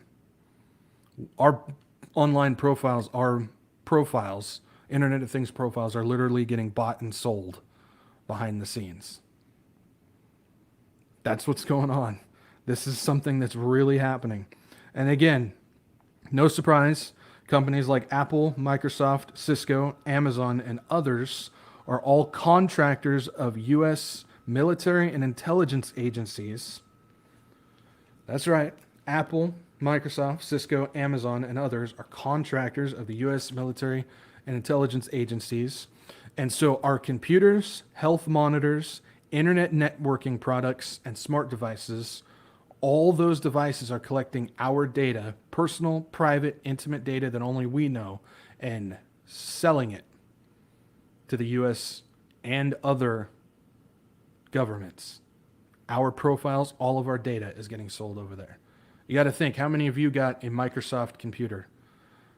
They've got a U.S. military and intelligence contract with the government. All that data is going straight there. Amazon products, same thing. Your Cisco stuff, that's like your routers and your modems and your networking, internet networking, all that data as well. There's, again, going dark, living off the grid, it just doesn't matter. It doesn't matter what you do. If you have a VPN, if you have all this stuff, they've got ways of getting in and getting that information. But again, we've got a God that knows infinity more about us than these guys will ever know about us. So that's always a comforting thought, in my opinion. The same companies that got eyes and ears into our most private lives are also contracted with the U.S. government. This is only one of the many ways that they invade our lives. You've got the Patriot Act, you've got the NDAA, or National Defense Authorization Act, and of course there's FISA, F-I-S-A, FISA 702.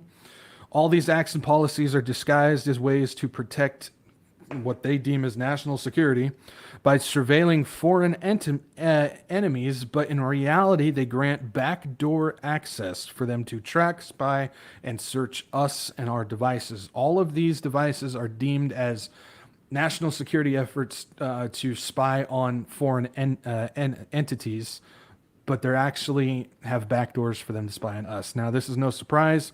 FISA is one of the big ones and one of the programs that Snowden warned us about that grants warrantless surveillance on us.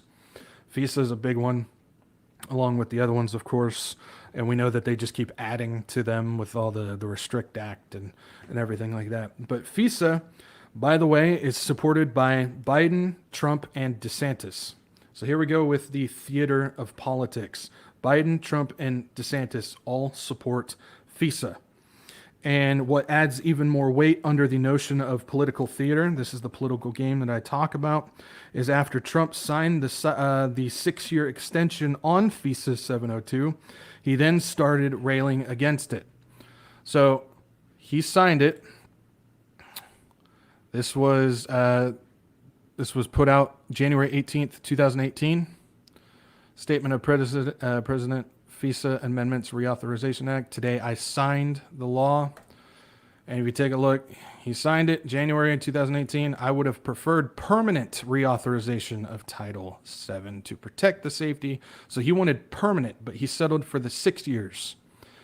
That is in 2018. If we take a look at something that he said in 2020, he then, this very same thing that he signed and wanted full forever authorization, he wanted it to go forever, he then started saying how bad it was.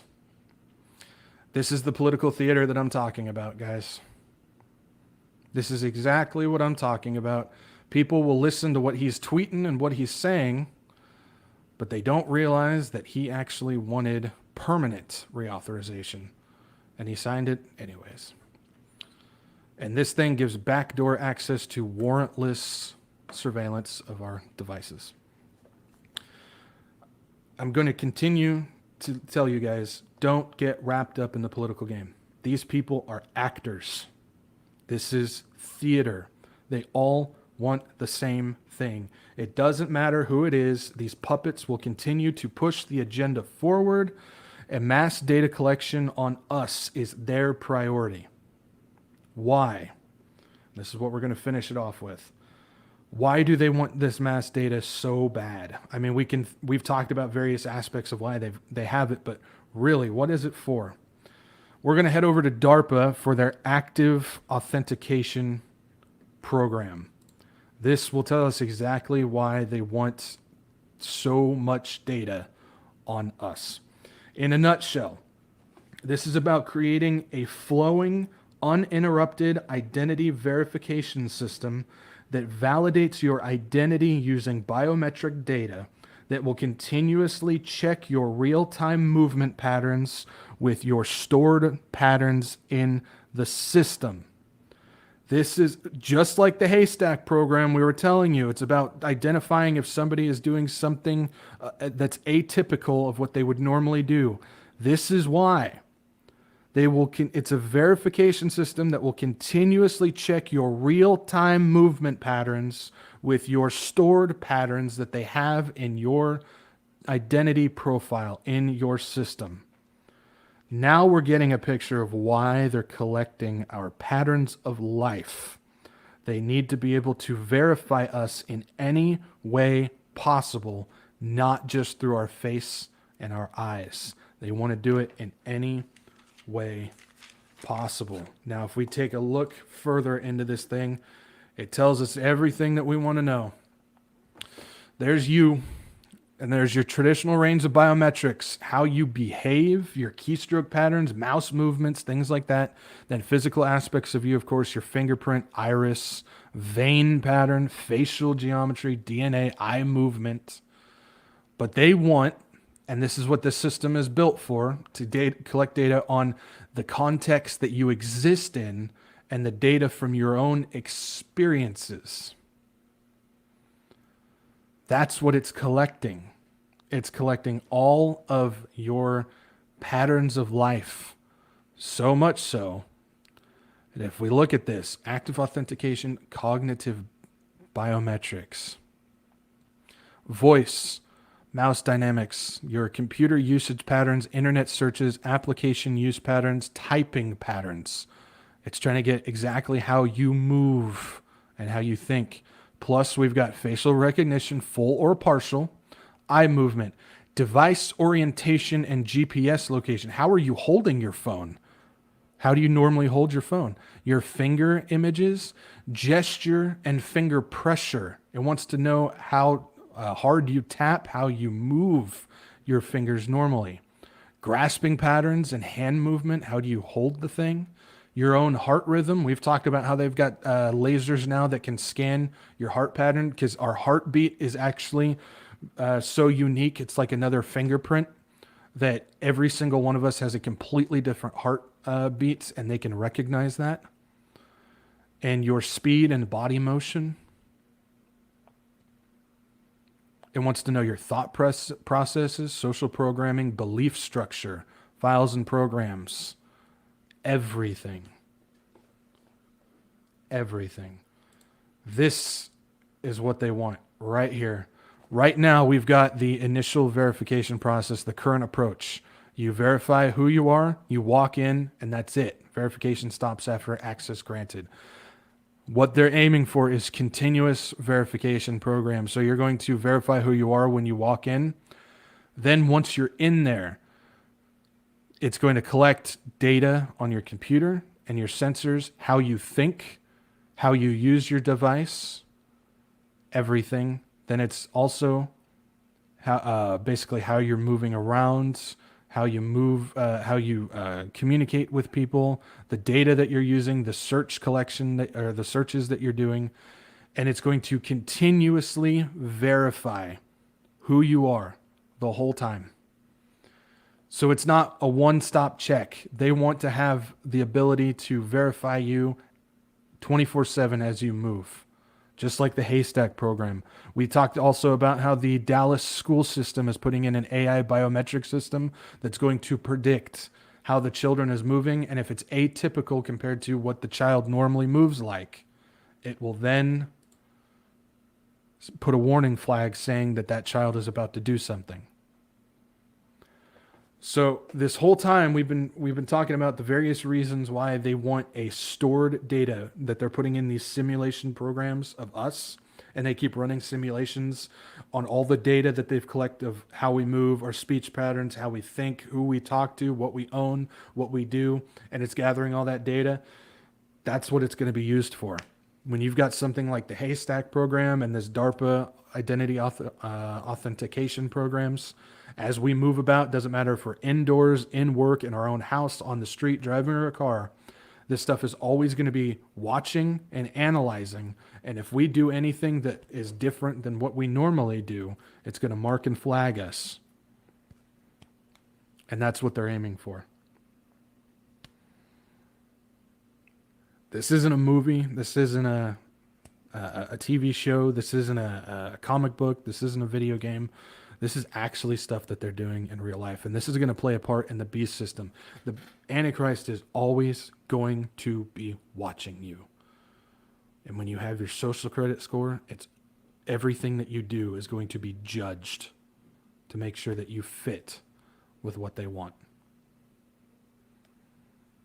This is the tangled web of what we're seeing, from the hackers that just hit these U.S. agencies, through the WEFPAC, through Russia setting up the digital fourth industrial revolution, to the Internet of Things, to the Haystack program, to all of the smart city technology, to DARPA.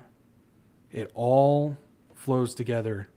They're all being utilized to create this beast system that's coming in. And this isn't stuff that's coming later. This isn't stuff that we're waiting for. This is stuff that's actually happening now. And as Christians, as believers, we need to be excited about that, because that means Jesus Christ is almost here to take us out. Seriously, guys. I don't know about you. I know there's a lot of people that get afraid of this stuff, but I'm sitting there excited because I'm ready to go home. I'm ready to go home. Now, one last thing. I just got one video, and then we're pretty much done. This is something that I've posted in my Telegram multiple times, but I want to go ahead and throw it out now. This is only part of it. It's only about half of it, but this is a very important part. This is predictive programming, and it's from the X-Files. Just check this out. Own government. Your own government lies as a matter of course, as a matter of policy. The Tuskegee experiments on black men in the 30s, Henrietta Lacks. What are they trying to do? That's the missing piece. But it's not hard to imagine a government hiding, hoarding technology for 70 years at the expense of human life and the future of the planet. Driven not only by corporate greed, but a darker objective. The takeover of America.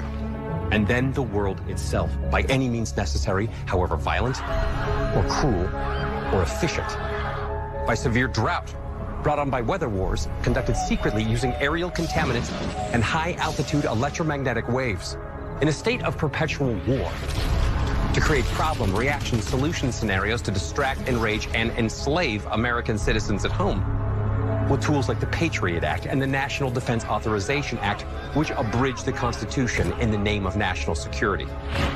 The militarization of police forces in cities across the U.S., the building of prison camps by the Federal Emergency Management Agency with no stated purpose, the corporate takeover of food and agriculture, pharmaceuticals and healthcare, even the military in clandestine agendas to fatten, dull, sicken, and control a populace already consumed by consumerism. And I encourage you all to go shopping more. A government that taps your phone, collects your data, and monitors your whereabouts with impunity. A government preparing to use that data against you when it strikes. And the final takeover begins. The takeover of America. By a well-oiled and well-armed multinational group of elites that will cull, kill, and subjugate. Happening as we sit here. It's happening all around us. The other shoe waiting to drop. It'll probably start on a Friday. The banks will announce a security action necessitating their computers to go offline all weekend. Digital money will disappear, They can just steal your money? followed by the detonation of strategic electromagnetic pulse bombs to knock out major grids. What will seem like an attack on America by terrorists or Russia. An invasion of the U.S. The Russians tried it in '47.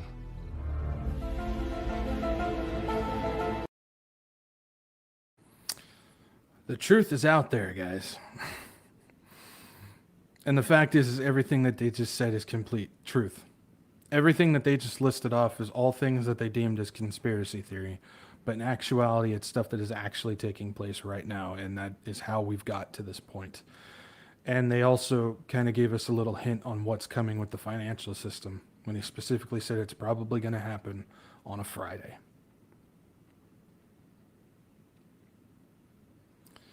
Wanted to share that with you guys. I had to cut out the first part of it that goes into basically what we saw in 2020, obviously for reasons that, YouTube will kick me off for doing that. But that last part was enough.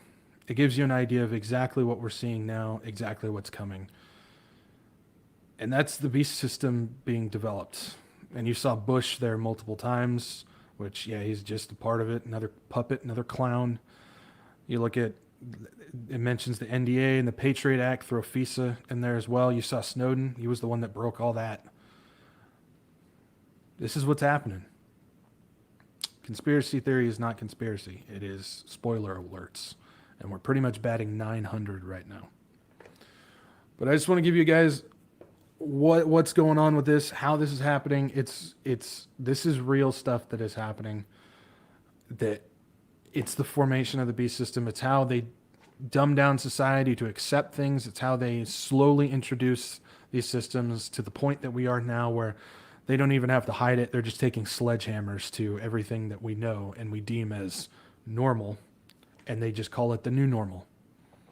Satan's walking the catwalk now, which that's another sign to telling us just how close Jesus Christ is to come and taking us away. I got one question here. It says Gina Del I'm going to butcher this last name. I'm sorry. Del Grattaglia. Sorry. But Gina says, okay, so I've had this question for a while. Is Putin pretending not to be friendly with the WEF-yen? Yes. To put it completely simply, yes. Putin is longtime friends with Schwab, longtime friends with Kissinger, and yes, Putin and Xi as well are, yes, they are completely in bed with the WEF. So what you're seeing is theater. Yeah, Putin is he's getting what he wants out of it, and the WEF is getting what they want out of it, and they're working together on it. So, just to put it simply. But yeah, guys, there's no stopping this thing. Your favorite politician ain't going to fix it. There's no rising up against it. This is just the reality. And if you don't know Jesus Christ, you look at that and go, wow, there's no hope. But for those of us who have Jesus Christ, we look at that and go, wow, our blessed hope is almost here. And that's part of the joy, not the joy, but part of the joy that we have in the Lord. He's taken our sin away. He's saved us. He's rescued us from death, from eternity of pain and torment that words in our minds can't even create and understand. And on top of that, he gave us a promise that he's going to take us out of here before things really start getting bad. That does not mean that we're not going to start seeing these things come to pass like we are right now. But remember, he tells us when these things begin to come to pass, look up, because then we're almost out of here. And so if you're watching this, you're one of us tinfoil hat wearers who knows that there's stuff going on, or maybe you had no idea and you look at this and now some scales have kind of gone off your eyes and you're looking at this and things are starting to make a lot more sense. But if you're one of those people and you do not know the Lord, now is the time to get to the Lord. Now is the time to get to Jesus Christ, the one and only Jesus Christ in the Bible, because he is the only one that is going to rescue us from when this thing fully comes online globally. He is the only way out of this. We get made fun of as being escapist, and I will sit there and go, yeah, I'm an escapist and I'm proud to be one, because that's the promise that the Lord gave us. And guess what, guys? The Lord has never failed on one of his promises. When he makes a promise, he keeps it. When he makes a prophecy, he keeps it. That's just how it is.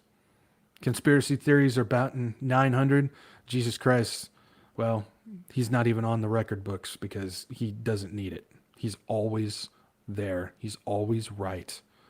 And he always fulfills his promises. So if you don't know the Lord, he makes it so simple. It's as simple as ABC. It's a childlike faith. It's a childlike trust in him. A is you admit that you're a sinner. You admit that you fall short, that you are not good. It's coming to the Lord with a repentant heart, understanding that you fall short and you need Jesus Christ as your Savior. And so you admit that you fall short and that you need the Lord. And B is you believe in Jesus Christ. You believe that he is the one and only Son of God who came down 100% man, 100% God, died, lived a perfect life, died on the cross, and rose again on the third day, defeating death. Now, this is not something where you just know the story, you read it in the book, and you know it. No, this is something that you believe. Knowing and believing are two different things. This is something between you and him. Knowing the story and repeating some words is not going to get you saved, but believing in Jesus Christ will get you saved. So you believe in Jesus and that he did what he did. And then C is you call upon the Lord. You call upon him. It's that prayer that you say where you go, Lord Jesus, come into my life. I know I have fallen short. I know that I don't live up to the holiness and the righteousness that you require. So I fall short. Lord Jesus, I give you my life. I believe that you died and rose again for me. Come into my life and save me, Lord Jesus. And if you truly believe and you call upon that Lord, he will save you. And if you did that, welcome to the family. And you should now start taking joy in these things that we're seeing, because that means that our rescue is almost here. And I don't know about you guys, but I cannot wait to meet the Lord in the air. I'm ready to go home, guys. What about you? All right, that's it. That's it, guys. Thank you for being with me tonight. I know it was a lot to take in. Thank you for hanging with me. Hopefully everything made sense. I hope so. If not, there's replay. You can go back and check it out, or you can email me. I will answer any questions that you've got. So I don't want to take up any more of your time. We took a long time tonight. I apologize for going way over. We got church tomorrow. Thanks for hanging with me. If you guys can, though, like, share, subscribe. Get this out to as many people as you can. Not about butts and seats. It's not about views. It is about getting the warning out to people, getting people to Jesus and Jesus to people. That's why we do this. So if you guys can, like, share, subscribe. Also follow me, Rumble, Odyssey, Telegram. Those are my backup channels. When YouTube kicks me off, it's going to happen. I know it is. Follow me there. We will backup streams on Rumble, and I will communicate with you guys on Telegram. So follow me there. Also, if the Lord has placed it upon your heart and you would like to support this ministry, you would like to help me continue to grow and get this going out to more people, I've got donation links down below: CashApp, Venmo, Give, Send, Go. I appreciate all your donations more than you guys know. I truly do. My words don't really match how grateful I am for you guys. So thank you. And I think that's it. Yeah, that's it. So, get to church tomorrow. Whether online or in person, get to church tomorrow, guys. And happy Father's Day to all the fathers out there, and happy birthday, Mom. All right. If the Lord does not come back by Tuesday, I will see you guys then. All right. Peace out and Maranatha, everybody.